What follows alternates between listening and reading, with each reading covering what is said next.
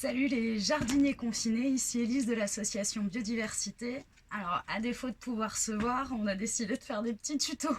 Alors aujourd'hui, premier tuto, le tuto semis. Vous avez été nombreux à nous demander comment on faisait. Alors d'abord les contenants. N'hésitez pas à favoriser la récup, tout ce qui va être boîte plastique, emballage plastique. En plus là les poubelles elles passent plus trop, le recyclage aussi. Des pots de yaourt, des bouteilles coupées en deux, on n'hésite pas. Donc là je vais vous montrer un semis en terrine. Donc j'ai déjà mis de la terre normale classique, du terreau sur les 2/3 de ma terrine. Pour le terreau, si vous avez la chance d'avoir un jardin à proximité ou d'être un peu plus à la campagne, sachez que la terre des taupinières fonctionne très bien pour les semis parce que c'est une terre très fine. Donc justement, voilà, on a besoin de terre fine pour les semis. Donc j'ai rempli, comme je vous le disais, aux 2/3 de terre pas fine. Et je vais tamiser la fin. Pareil, je suis bien consciente que tout le monde n'a pas un tamis chez soi. Alors vous pouvez vous servir d'une vieille passoire, vous pouvez vous servir du tamis des enfants pour jouer au sable. Et si par hasard vous n'avez vraiment rien de tout ça, tant pis, vous allez prendre de la terre normale. Mais veillez juste là où vous allez mettre vos graines qu'il n'y a pas des morceaux de tourbe, des morceaux de bois qui empêcheraient la germination. Parce que si j'ai ça au-dessus d'une petite graine, la petite plante elle ne va pas pouvoir sortir. Alors je commence donc par tamiser. Avant de mettre les graines, je fais ce qu'on appelle le petit lit des semis. Le fait d'avoir de la terre fine, ça va aider les graines à se coller entre elles. Hop, ça, c'est fait. Ensuite, j'ai choisi pour cette terrine-là de semer des tomates cerises de Cocopelli, du basilic citron de la ferme de Sainte-Marthe et des œillets d'Inde de chez nous.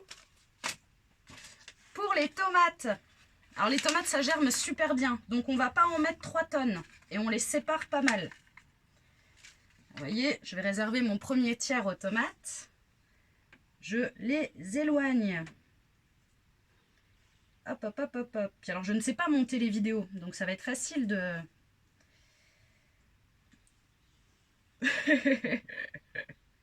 ça va être facile, on a dit des vidéos rapides. Hop, alors je sème et je vous montre. Voilà, à peu près, là on est sur une distance qui est très raisonnable et qui me permettra de les repiquer si besoin. Vous voyez, je les espace, 100% de germination.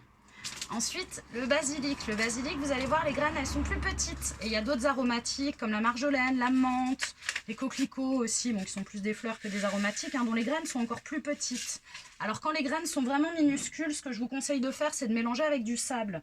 Parce que du coup, vous allez semer moins serré et ça sera moins compliqué pour le repiquage. Le repiquage, on refera une vidéo sur le repiquage, mais bien sûr. Alors, je mélange avec du sable, même si, bon, les graines de basilic, ça va encore. Elles sont pas si petites, il y en a des beaucoup plus minuscules. Faut pas hésiter quand même, ça va me permettre de semer moins dense. Hop, et je sème mes petites graines de basilic citron. Il y a plein de variétés de basilic différentes. Hop, voilà. Alors tomate, basilic, œillet d'Inde, c'est une très bonne association qu'on peut faire également, qu'on pourra refaire à la plantation en pleine terre. C'est des plantes qui se protègent les unes des autres. Et donc pour finir, mes petites graines d'œillet d'Inde du jardin de la Milady. Hop, pareil. Alors, vous voyez la forme des graines d'œillet d'Inde? Elle est destinée à venir se planter dans la terre. Alors, donc, je peux les planter dans la terre, mais pareil, si je les étale en surface, ça va fonctionner aussi. Donc là, je peux en mettre un peu plus, parce que je sais que toutes les graines ne marchent pas forcément. Hop. Voilà, vous voyez, les œillets d'Inde, le basilic avec le sable et mes tomates que j'ai bien éloignées. J'en profite déjà pour vous montrer comment ça sera dans une vingtaine de jours. Vous voyez pourquoi il faut éloigner les tomates? On verra au repiquage. Vous voyez, le basilic, là, il est du 6 mars. Ça, c'est un basilic pourpre. Et les œillets d'Inde, pareil, ils sont de début mars. Voilà, voilà, ils sont magnifiques. Une fois que j'ai fait mes 3 graines, je peux plomber un petit peu, c'est-à-dire appuyer légèrement pour que justement mes graines, elles restent bien. Je ne sais pas si vous voyez... Elle se colle bien à la terre. Vous allez voir pourquoi après. Voilà. Alors je fais attention. Des fois, il peut y en rester un peu sur la main. Il me reste une graine de tomate. Hop, je la remets à sa place. Et ensuite, je tamise à nouveau. Je tamise un petit peu seulement parce que le but c'est que justement mes graines elles puissent facilement germer. Tac, tac, tac, tac, tac. Tamisons, tamisons, tamisons, tamisons. Hop, c'est bon. Allez, encore un poil pour les œillets d'Inde parce que je vois qu'ils ne sont pas recouverts. Ok.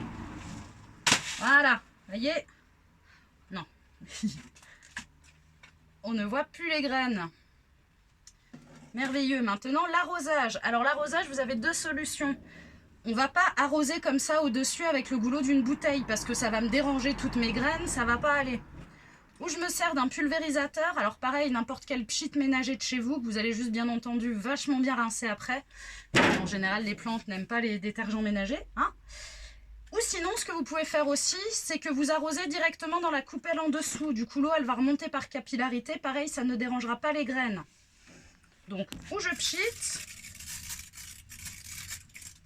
ou j'arrose par en dessous. Dans ce cas-là, il faut avoir une coupelle assez grande. Mais bon, ça peut être une assiette selon vos contenants. Je vous fais confiance pour être imaginatif.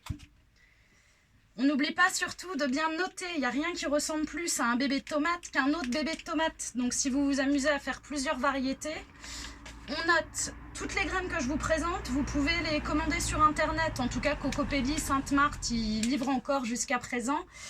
Pour nos graines à nous, si vraiment vous n'avez pas de solution, passez-nous un coup de fil. On trouvera bien un arrangement. Je vous montre aussi pour les plus grosses graines. Attention, deuxième étape.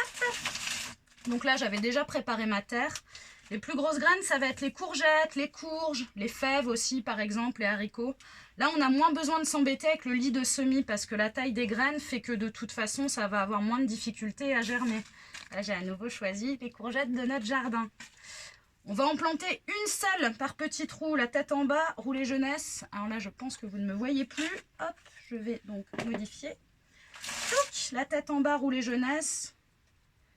Vous pouvez aussi en semer 2-3, on appelle ça en poquet. Dans ce cas-là, vous en mettez 2-3 dans le même trou.